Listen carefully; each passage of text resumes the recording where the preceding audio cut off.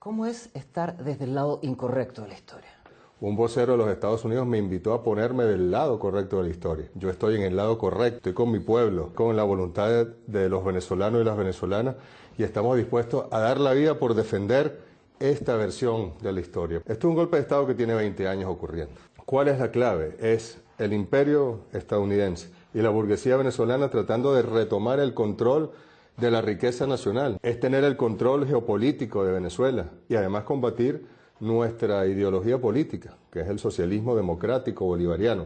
Y hemos visto incluso hace pocos días cómo un señor autoproclamado, ¿no?, en el medio de la calle se autoproclamó presidente encargado de Venezuela, tiene el descaro de ponerse con unos soldados engañados, con unos militares engañados y llamar a un golpe militar en Venezuela, con el apoyo del gobierno de los Estados Unidos. Y seguirán en un fracaso tras otro, en una frustración tras otra. ¿Cómo se puede ejecutar un golpe de Estado con esas características? Bueno, es el absurdo de la oposición venezolana.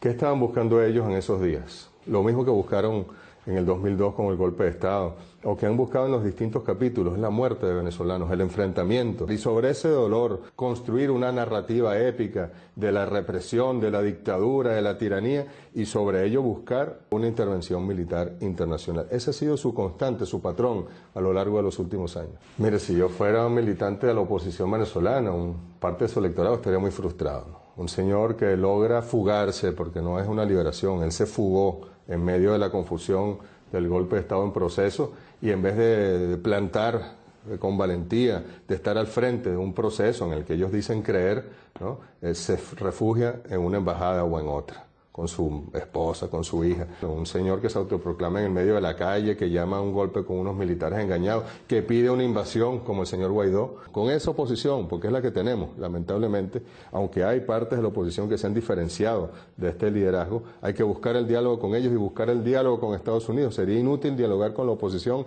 sin dialogar con Estados Unidos, porque son ellos, al final, en Washington, los que toman las decisiones. Ahora bien, yo creo que el señor Bolton, sobre todo, ha llevado por un camino equivocado al presidente Trump, y además lo ha llevado de derrota en derrota. Yo creo que el presidente Trump pareciera estar en un espíritu de reflexión sobre lo que ha ocurrido en Venezuela, y ojalá que él pueda dejar de asesorarse con estas personas y asesorarse con gente seria, que la hay en el Departamento de Estado, que la hay en la élite dominante estadounidense y que respetan, al menos en parte, el derecho internacional. Da dolor decirlo, pero por ganar una elección en el estado de la Florida, para luego poder ser elegido presidente, no pueden generar una guerra, no pueden generar muerte en Venezuela, incluso muerte de marines estadounidenses que morirían en Venezuela si se atreven a atacar Venezuela por ganar una elección. Eso no tiene ningún sentido. Yo espero que en Estados Unidos los verdaderos asesores, los que respetan las constituciones de otros países y los que respetan las leyes internacionales, puedan redireccionar la asesoría del presidente Trump. Tiene que él zafarse de estos halcones. Yo le he hecho un llamado al secretario de Estado Mike Pompeo para el diálogo, para la diplomacia. Nosotros creemos que después de tantas derrotas, de tantos tropiezos que han dado en el caso venezolano, ellos tienen ya que aceptar que la única opción no es la militar, es la diplomática. O sea, en democracia, el diálogo es la única vía posible. Que los Estados Unidos no autorice a la oposición venezolana para dialogar no quiere decir que no haya posibilidad de diálogo. Nosotros estamos en diálogo permanente con la clase trabajadora venezolana, con los sindicatos, con los empresarios, con los estudiantes, con las mujeres, con los indígenas, con los afrodescendientes, con los trabajadores petroleros, permanente. Solo nosotros esperamos que el liderazgo circunstancial de la oposición venezolana, que está secuestrado por estos asesores del presidente Trump, estos halcones en la Casa Blanca,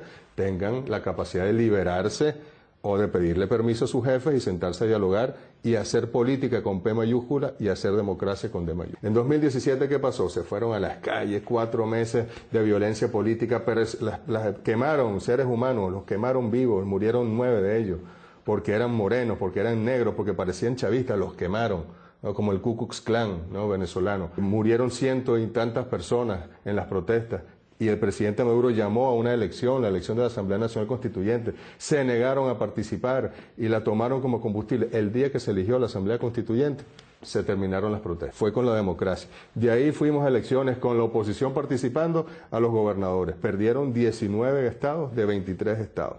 Y así, al final, se tuvieron que sentar en diciembre a dialogar con nosotros en República Dominicana. Y cuando por fin logramos un acuerdo, que el presidente español, expresidente Zapatero y el presidente dominicano son testigos de ello, no firmaron el acuerdo. Pero se tuvieron que sentar. Igual les va a pasar en esta oportunidad, van a perder por una vía, por la vía de la violencia, del golpe de Estado, de los gobiernos paralelos, y se van a tener que sentar y vamos a tener que hacer democracia y política entre los venezolanos. Miren, es que las cosas del señor Bolton son increíbles. Estados Unidos tiene más de 800 bases militares en el mundo. Tiene más de 100 en América Latina, y viene a tratar de darle lecciones de con quién debe tener relaciones un país o con quién no debe tenerlas. Nuestra alianza con China no es de hoy, no es de esta coyuntura. Desde el año 2000 el comandante Chávez estableció esa relación. Con Rusia desde el año 2000, con el propio presidente Putin, comenzó esa relación. Con Turquía se ha fortalecido en los últimos años, con India se ha fortalecido también en los últimos años. Nadie puede venir a decirle ni a Venezuela ni a ningún país del mundo con quién establecer relaciones y con quién. Nosotros tenemos una arquitectura financiera con China, por ejemplo, que no es de deuda, sino que se paga con petróleo, y a partir del petróleo ellos nos depositan en China, compramos productos que necesitamos en China. Es un círculo virtuoso, una relación financiera virtuosa con la propia Rusia. Tenemos unas flexibilidades en el ámbito del comercio, de la cooperación industrial, que ayuda, y nos ayuda además a buscar cómo bypassear el bloqueo, cómo evitar el bloqueo, que no es sencillo, es difícil. Usted sabe que en Venezuela la tecnología militar es fundamentalmente rusa, porque Estados Unidos, que antes era quien nos suministraba la tecnología, desde el año 2001 cortó relación con Venezuela. Nos comenzaron a bloquear ya en el año 2001 en el ámbito militar.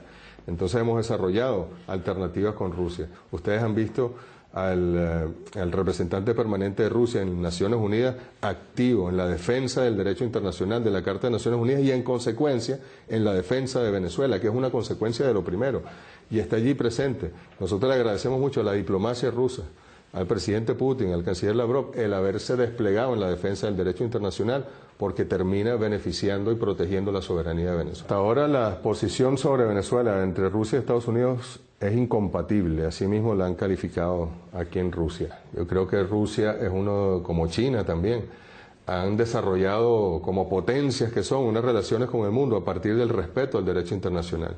Y creo que Rusia, como China, han visto que esta agresión de Estados Unidos a Venezuela no puede no terminar en Venezuela. Puede ser Venezuela hoy, mañana puede ser Nicaragua, pasado mañana puede ser Cuba, y pueden ser países en Asia, en Medio Oriente, en África. Y hay que ponerle un freno a la locura imperialista, y Rusia y China, que son grandes contrapesos en el concierto de las naciones, están llamados a cumplir ese rol y lo están cumpliendo.